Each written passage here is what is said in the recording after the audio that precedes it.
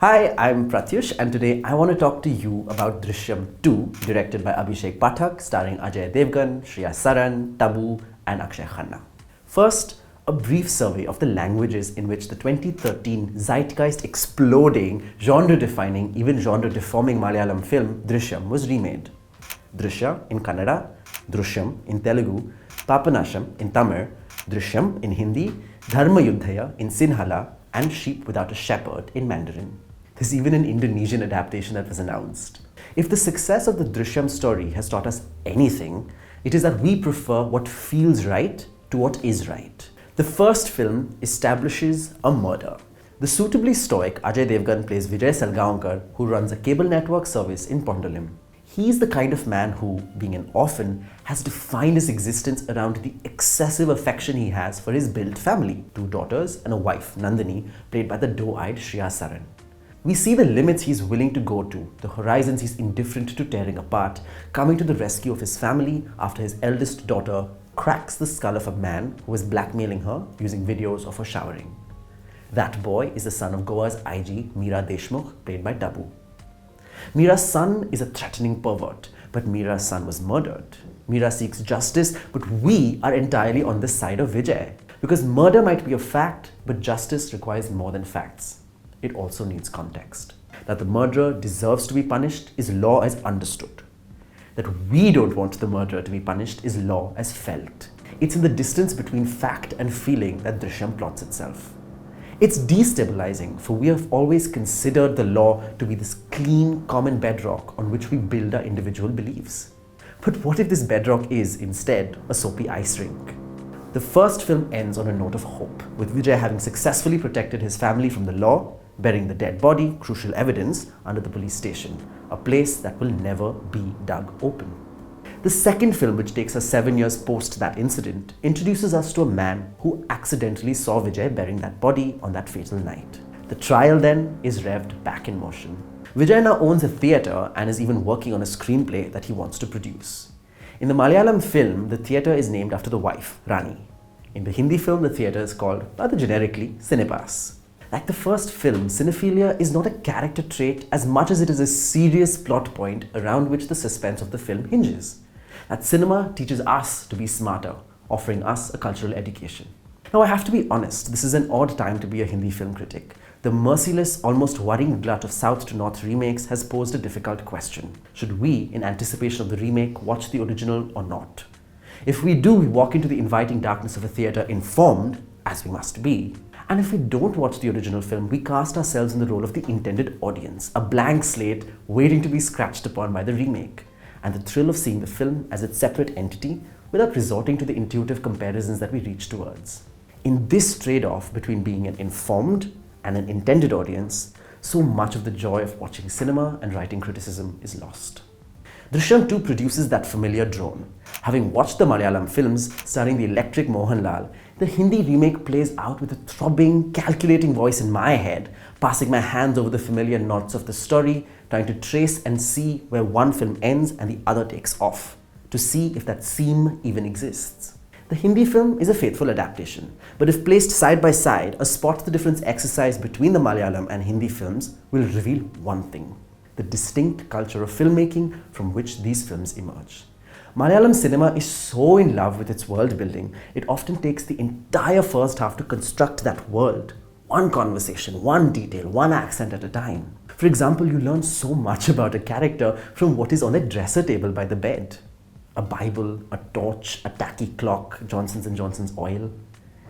Embedded in this world-building pursuit are hints, seeds, only some of which will flower into drama in the latter half of the film.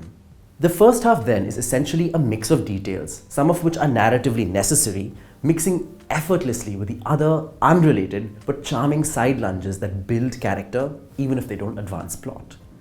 You can sense in the Hindi film, however, a discomfort with details that are not necessary to the plot. It does away with it. For example, in the Malayalam film, the youngest daughter is given a boyfriend who might be deceiving her, a detail which the Hindi film does not find worth the screen time because it doesn't escalate the drama as much as it tensely massages it with possibilities. Details necessary to the story are unsubtly brought in, for while the Malayalam film is weaving you a world, the Hindi film is stating a story.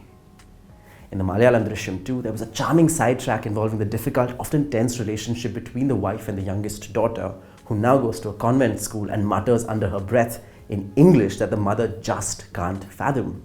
You can see the mother grappling with the daughter entering her tempestuous teens as she's also struggling with the heavy weight of murder. The point I'm making here is not that the Hindi film should have included these peripheral sketchings, but merely drawing your attention to what has been left behind. And by looking at what the filmmakers here have decided to prioritize or excise, we can get a richer sense of how different the storytelling traditions are. That Hindi cinema, as we see it, allows for this blunting because it desires instead space to stylize a walk, a gesture, to sensationalize a moment with a throbbing score. There is a need to be as clear as possible. For example, the Malayalam version begins with a chase. Who is being chased and for what gets established in the momentum of that scene. The Hindi version isn't as confident about its audience, keeping pace with the scene, so it first establishes the reason for the chase, detailing intent with clear clarity, so we are never allowed to feel lost. We never collapse under the weight of detailing as we tend to, or at least I tend to, in Malayalam films. The Hindi version then blunts the original while it both stylizes and sensationalizes it. The smallest moment is given the musical treatment of a gripping reveal, even if what we are seeing is merely a bag of cash exchanging hands. Cinematographer Sudhir Chaudhary's top shots, his glistening frames, produce a film that is at once more beautiful and more burnished. But every gesture, stare and glare is given this cinematic polish, whether it's needed at all. There is a scene in the second half, added to the screenplay, not part of the original, where Akshay Khanna, the new IG who's investigating the case, enters the house of Vijay when he isn't there and terrorizes the wife and children without saying much. The scene is trying to establish how guilt emerges in the face of the guilty. But it is one entirely of style, of confected nerves. While Tabu is allowed to inhabit a grey character in a way only she can, eliciting your sympathy even as you see her claws staring into flesh, it's Shriya Saran whose performance and character's cultural translation that baffled me a little. One of the most moving stretches of the Malayalam Drishyam 2 was this existential ennui that the wife was struggling with in the interim years. There were shots of her doing chores in the house, alone, looking out, tired, worried, wondering if she will ever not be tired and not be worried. The banter between husband and wife emerged from this, but also skirted this tension. With Nandini, however, there's so much brimming on the surface of her face that when she is tensed, her body crumples. You can see the pits of her neck as she inhales and holds her breath. It's an entirely physical, not a psychological portrait. They prefer having her naive, a babe in the woods, as opposed to fleshing her out, giving her enduring eccentricities and frustrating limitations.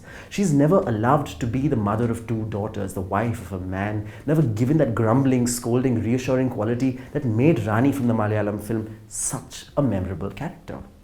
For me, it was these detailings that made the film worth its while, because the serpentine explanations, the far-fetched, what even the film calls risky and frankly reckless last patch of the film, has this eye-rolling convenience that is neither smart nor suitable. We don't walk out of Drishyam films satisfied because they're witty, but because characters you grew to love are finally safe. But you can ask, rightfully, where are these characters in the Hindi adaptation? If you liked this review, like the video, subscribe to Reviews and More, share the video on your social media and tag Film Companion and me.